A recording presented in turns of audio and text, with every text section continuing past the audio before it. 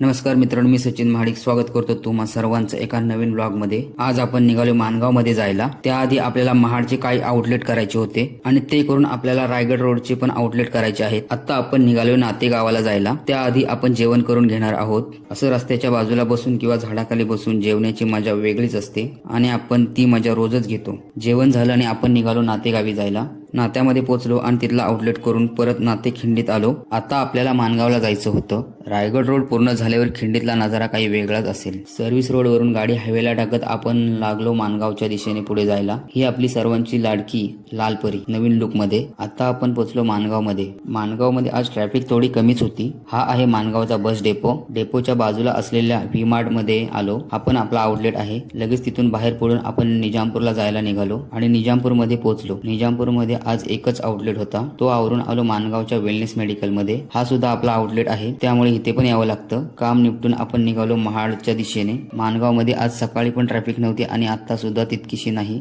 त्यामुळेच आपल्याला लवकर मानगाव बाहेर पडायला मिळालं। रस्ता टॉप असल्यामुळे आपण निघालो सनाट। ब्लॉग आवडल्यास लाईक, शेअर, सबस्क्राईब। धन्यवाद।